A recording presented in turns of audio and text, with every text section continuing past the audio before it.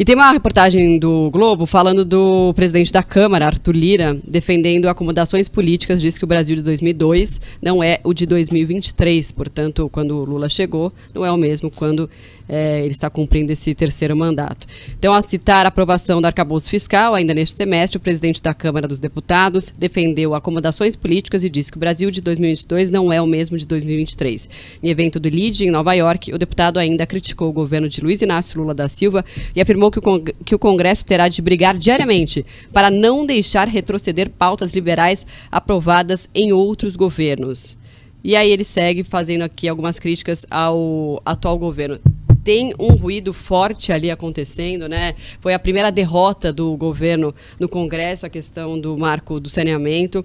E esse recado do Lira, exatamente da Eletrobras também, que pautas que já foram aprovadas e que já foram discutidas, eles não querem discutir de novo. Eu acho que, Marcela, tem uma questão interessante para a gente tratar sobre formação de base parlamentar, apoio no Congresso, para as pessoas entenderem com mais clareza. Assim, primeiro, tem uma coisinha que aconteceu ali há 6 meses, que a gente esquece às vezes, que foi a eleição, né? Então, a eleição, ela serve para, enfim, que o cidadão escolha seus representantes no Congresso, os seus dirigentes estaduais e nacionais.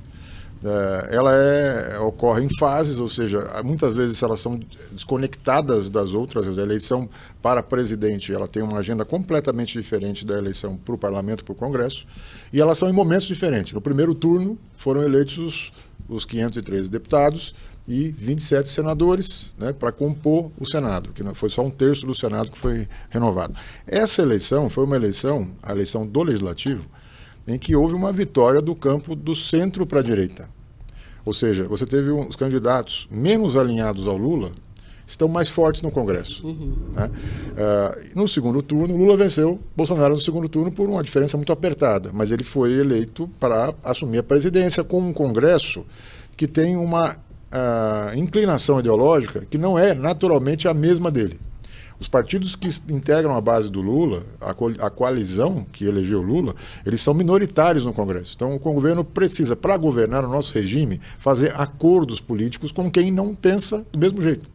O que está acontecendo agora é essa dor da formação da base, porque o presidente assumiu se negando a repetir o modelo de alianças que havia no governo Bolsonaro e o modelo de gestão do orçamento público, ou seja, do dinheiro público, em que o ex-presidente Bolsonaro ele não queria arbitrar essas questões, deixou muito livre para o Centrão, o tal do Centrão, que é o Arthur Lira, que você mencionou, e na época o Ciro Nogueira, que era ministro da Casa Civil. Eles tinham uma interlocução muito azeitada ali, a liberação de recursos fluía muito rapidamente e o governo aprovava o que precisava. Lula não aceita esse modelo de ser, entre aspas, um semi-presidente. Ele quer ter decisão sobre o orçamento público. Está rendido ali, né? Não quer estar nessa posição. Ele quer decidir para onde vai o dinheiro público.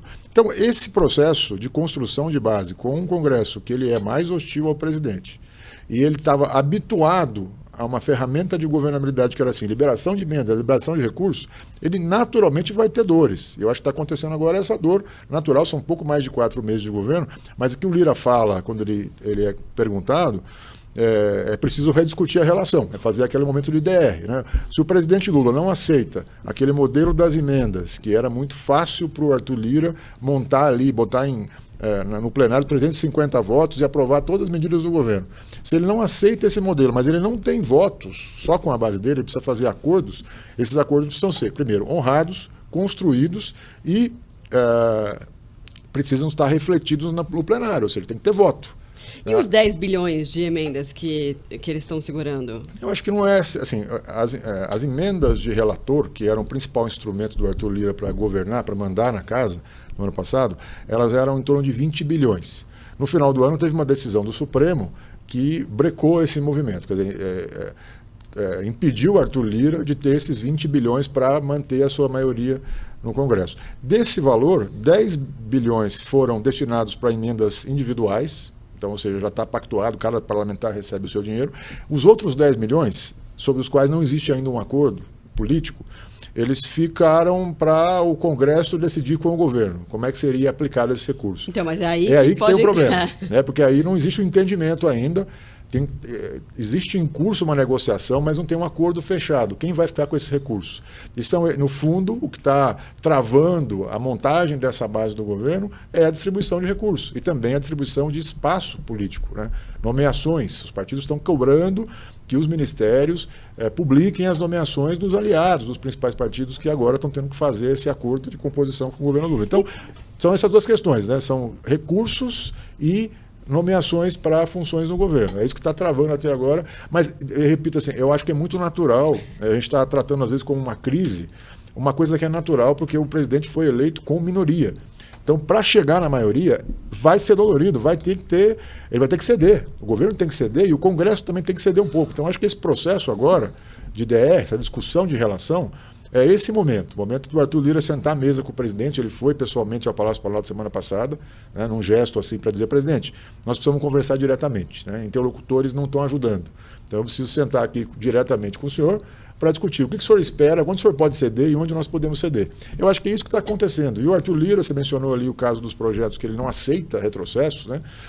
Não é novidade. Ele disse desde o ano passado que está disposto a votar as pautas de interesse do governo. Ele só não está disposto a rever aquilo que esse mesmo Congresso, esse mesmo grupo político aprovou há menos de 2 anos. Não, e para que então, né, estou te perguntando, sabendo dessa situação que, eu gostei da sua expressão, dor de formação da base, achei que... Para crescer você dói, né? Que é um processo natural mesmo.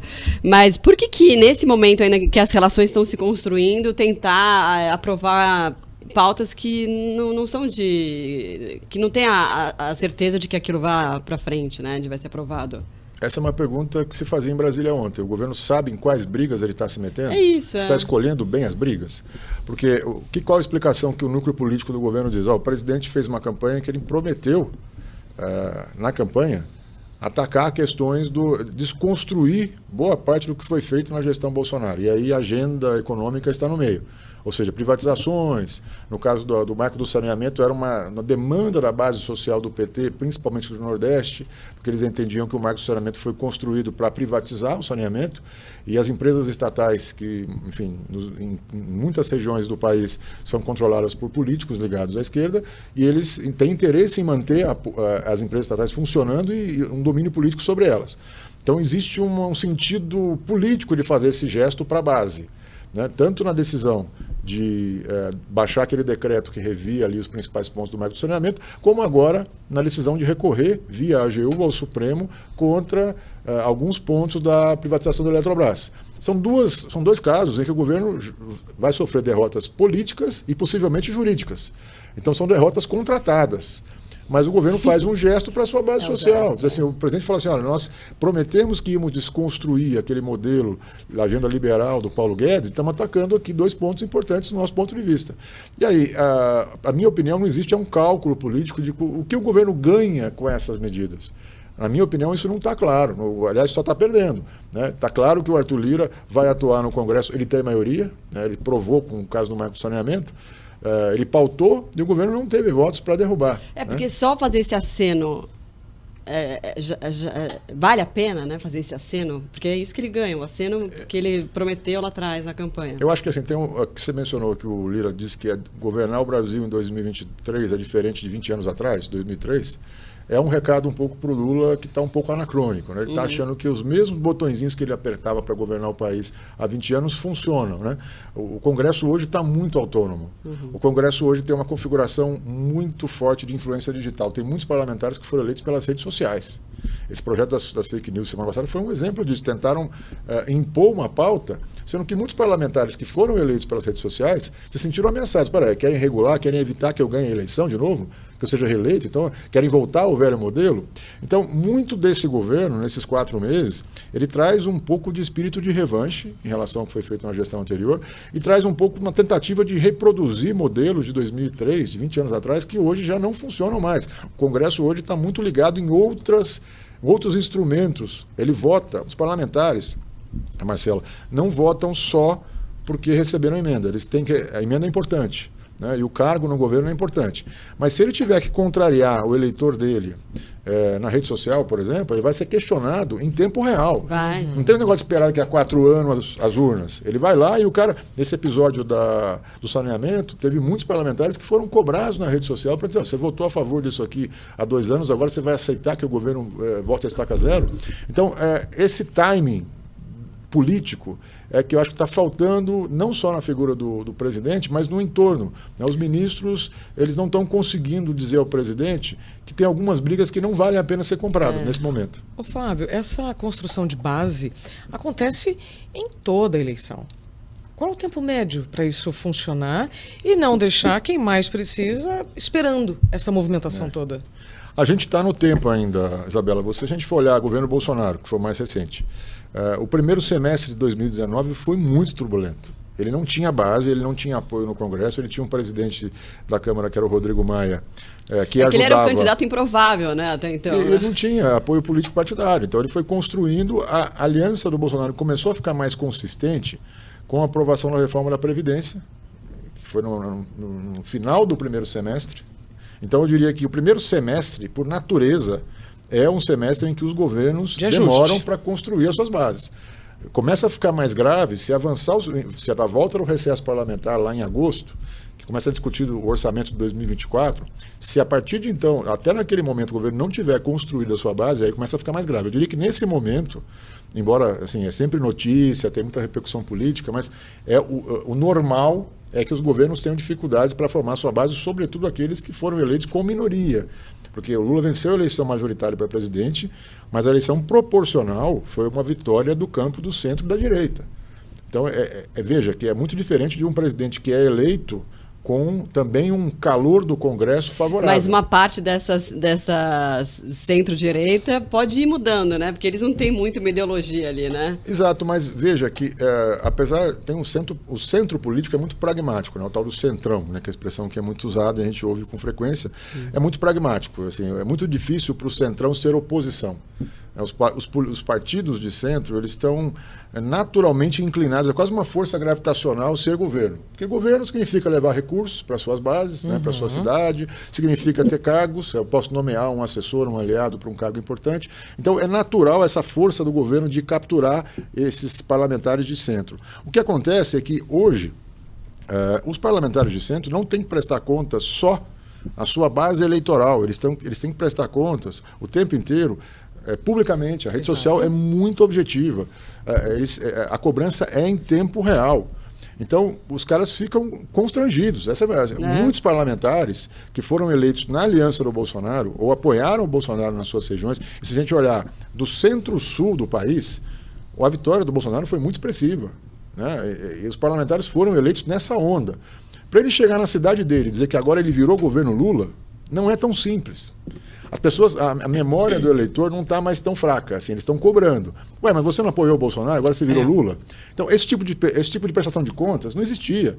O cara passou a eleição, ele aderia ao governo, daqui a 4 anos explicava para o eleitor dele. Agora, se ele votar com o Lula, ele vai ser cobrado na sua cidade, no seu vizinho. Então, é um ambiente diferente para o Lula achar que simplesmente apertar os botõezinhos ali, ele vai ter a bancada. Então, ele precisa convencer, precisa gastar um pouco mais também que ele é um talento de persuasão, né? Quer dizer, o cara que um líder sindical e tal, ele precisa usar esse talento agora para convencer mais gente no Congresso. Ele não está brigando mais do que convencendo. Acho que essa que é a mensagem do Lira. Eu estou entendendo que o Lula precisa, eu vou usar aqui um termo que eu gosto de usar muito nas empresas, atualizar a identidade. É isso aí. É por isso que ele está essas com marcas tanto mau humor. digitais. Falam que ele está mal-humorado. E a cara dele está mais fechada, né? Ele era mais Lula, paz e amor antes, né? Agora ele está mais fechadão mesmo, mais irritado, parece, né? Até no jeito quando ele fala. Ele carrega um pouco, Marcelo, o que aconteceu com ele recentemente. Ele foi preso quase 2 anos, né? Ele foi condenado. Ele passou por um processo de... ele diz, né, que tentaram enterrá-lo vivo, né? A expressão que ele usa. É muito forte para ele falar isso, Sim, né? Mas então isso ele traz para todo o discurso dele, toda a fala do Lula. E eu acho que tem uma coisa interessante, que em 2003, eu cobria o governo Lula, e a gente cobria em Brasília naquela época, tinha uma mensagem assim, nas redações que era assim, o Lula falar já não era notícia mais, porque ele sempre foi um cara de palanque. Ele sempre foi aquela liderança de inflamar a plateia para depois buscar uma negociação ali no bastidor. Ele sempre foi, o sindicato ele era assim, e como político ele fazia igual. E a imprensa, de alguma maneira, começou a tratar isso como, olha, vamos olhar mais o que ele está fazendo e menos o que ele está falando. Né? Que lead tinha um monte ali, né? Mas ficou uma coisa repetitiva. E assim, acontece que hoje, 20 anos depois, principalmente falando de um campo que o Lula não gosta e tem até uma certa hostilidade em relação a ele, que é o tal do mercado financeiro e tal, o que o Lula fala faz muito preço. Porque se ele fala, ele passa uma direção, por exemplo, de aumentar o gasto público. E se vai aumentar o gasto público, aumenta o risco fiscal. Se aumenta o risco fiscal, abala o mercado, os ativos, os preços dos ativos ficam prejudicados, você afeta o câmbio, né? Os fundamentos da economia ficam prejudicados. Então, eu acho que tem uma diferença fundamental de 20 anos. Né? O que ele falava em 2003 não fazia tanto preço, não tinha tanto impacto no mercado quanto hoje. E eu acho que isso ele não está sabendo dosar também. Ele está indo para o embate, entendendo que está ganhando todos os embates políticos, agora do embate dos juros com o Banco Central, ele entende que está vencendo esse embate, porque a população, óbvio, se perguntar, uma pesquisa foi feita na rua, né, todo mundo é a favor de juro baixo. Né? Ninguém quer pagar juros, todo mundo tem dívida para quitar em algum momento. Então é um discurso fácil de atacar os juros. Né? Agora, esse discurso de atacar os juros está sendo precificado. Né? E o preço de atacar os juros muitas vezes pode ser mais inflação, que acho que é uma leitura também que o governo está tentando agora adequar com algumas mudanças aí na política monetária. Eu acho que está endereçando algumas mudanças, o futuro do Banco Central, acho que até final do ano que vem não tem o que fazer, a autonomia tem que ser respeitada do Banco Central. Né? O Gabriel Galli falou para acho que tem uma transição sendo desenhada na política monetária. Mas veja, de novo, o Lula tem a palavra dele hoje tem um peso político maior, sobretudo na economia, do que tinha há 20 anos atrás. Há 20 anos atrás ele escreveu uma carta ao povo brasileiro na campanha, que basicamente ele assumiu o compromisso de fazer uma política econômica ortodoxa. Ele botou lá no Banco Central um cara que era do PSDB, que era o Henrique Meirelles. Imagina um líder sindical do PT, quando vence a eleição para presidente e se compromete a colocar no comando da política monetária um indivíduo, um político vindo do PSDB, que era o principal adversário dele. Foi isso que ele fez. Nessa campanha foi o contrário. Ele fez uma campanha reafirmando os dogmas dele. Ele não assumiu nenhum compromisso econômico, não tinha um programa econômico na campanha. Então ele está muito solto nesses 4 primeiros meses para fazer o discurso dele e está, enfim, arcando com as consequências. Eu vejo que a relação com o Congresso também tem um pouco disso.